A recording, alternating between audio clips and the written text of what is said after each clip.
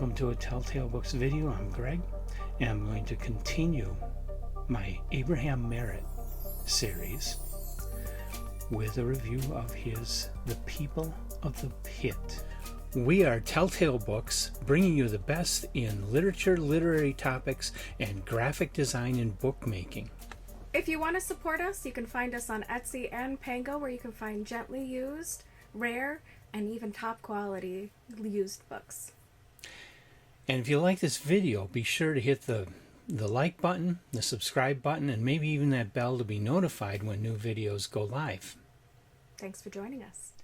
The People of the Pit is a short story, kind of a longish short story, may actually qualify for novelette, I'm not sure, that was published in the January 5th, 1918 issue of All Story Weekly. And it concerns an expedition into Alaska, to the Yukon, looking for a strange crater and a lost civilization. But the explorers get a lot more than they bargained for. This story I'm giving top tail status to, and it blew me away, it blew my mind, and I'm going to explain why if you stick with me. They were things of dread some god of evil had made before the flood. That's the quote that leads the story in its appearance in, I believe it was Fantastic Novels magazine, which I don't have a copy of, but I do have a PDF of it. You can read the story in this beautiful paperback with this beautiful cover. I forget who did the cover. Don't see a signature. Oh, there it is. It's Ken Barr. Beautiful Ken Barr illustration. This was published in the 70s. You can get good copies of it. And Avon Books did a whole series of Abraham Merritt in the 70s with these awesome cover illustrations like this. So that's one place you can find it. More contemporary source is this amazing anthology, The Weird, by Anne and Jeff Vandermeer. Vandermeer, of course, is the author of the Southern Reach trilogy and Annihilation, which we recently reviewed. Emily and I are currently reading Authority, and we'll be reporting on that coming up.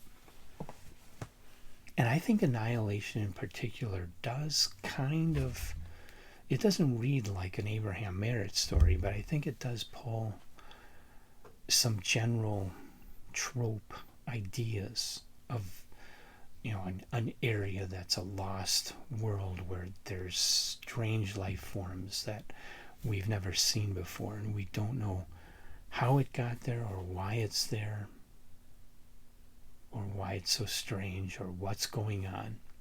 And that's kind of what you get with The People of the Pit.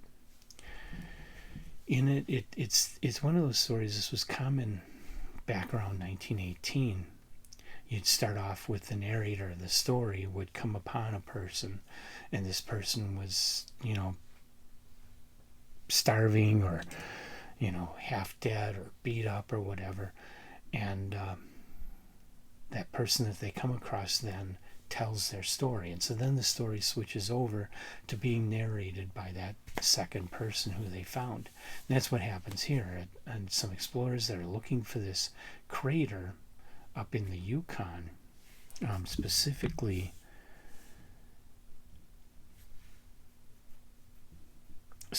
looking for a mountain called Hand Mountain, which doesn't actually exist. It's an imaginary mountain, but the river it's supposed to be on does exist and joins with the Yukon River in Alaska. So the mountain that Merritt refers to as imaginary and something he created, but the rivers he refers to really do exist in Alaska, and they are in a very remote part of Alaska. So these explorers are out looking for this Hand Mountain. It's called Hand Mountain because the peaks look like 5 fingers, coming up. There is no such mountain in Alaska, by the way. But on their way there, and they are in sight of the mountain, they come across this man who is fleeing from the mountain. And he says, no, you do not want to go there. And he starts telling them why, and that's where it starts relating his story. He had been searching for the Hand Mountain, but he came at it from the other side of the mountain, the north side of the mountain, and came upon a crater at the base of the mountain. And around the top of this crater was ruins and this one stone gateway with this big statue. And you go through the gateway, and there are steps going down the side of the crater, going down into a mist, a bluish mist. So, of course, he walks down the steps all the way to the bottom, down into the mist and to the bottom of the crater, where he finds a city, a very ancient city. And so he goes into the city and starts exploring, and these things start appearing. They're creatures. He can tell they are acting with some kind of intelligence, but they aren't like anything else on Earth. They float in the air. Their heads have like a single three-colored RGB eye, kind of like the Martians in the War of the Worlds movie. And surrounding that is like an illumination. And they have tentacles streaming off, but the tentacles are mostly transparent, so that these creatures are mostly invisible, and they're floating around in the air around him, and they come and check him out, and they capture him. They capture him, they tie him up, they tie him to an altar, and the man can sense that there's something up above the altar that is evil. But he never sees it. He doesn't know what it is. He breaks through his chains. He runs back up the stairs, gets away from these creatures. They're coming up looking for him, but he's far enough ahead of them. He gets out of the crater, heads off into the landscape, into the forest, and while the creatures are still looking for him, he runs into this other expedition. And that's the story. Sorry if I've spoiled it. But I really haven't, because what you miss is the beautiful description, the lush, incredible imagery of this story, and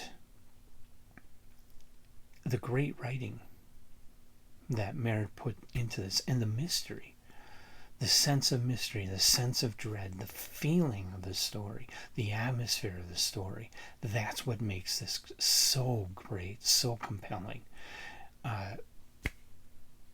It's like it. If you've read At the Mountains of Madness, you have some idea of what I'm talking about. Lovecraft captured it beautifully in his own story. People of the Pit, way before Lovecraft, 1918. Okay, the closest thing to this story would be Francis Stevens' The Nightmare, which I believe was an influence on this story. But The Nightmare, while very imaginative, did not get this imaginative. I still recommend The Nightmare. Good story. Didn't give it a top tail because it wasn't quite there. This story makes it. This is a top tail. This is a beautiful story.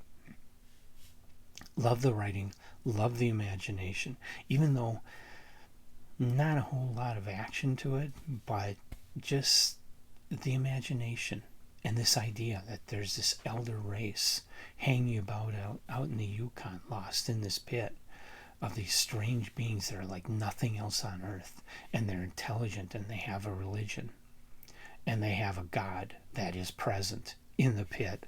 I mean, all this stuff, it's so Lovecraftian. It's so cool. This is a brilliant story.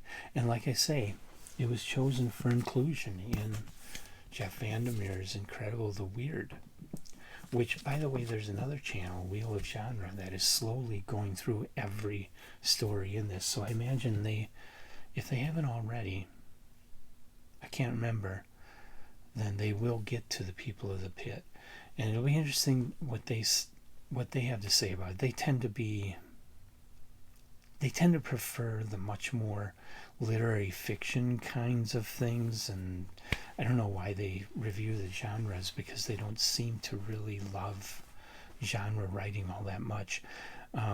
But they have been liking a lot of the stuff in the weird, and a lot of what's in that book is really, really good. A lot of it is the classics from all through the history of weird fiction. And so it's an excellent book. It's available. Go on Amazon, buy a copy. You can buy it. It's not super cheap, but not bad. It's only trade paperback.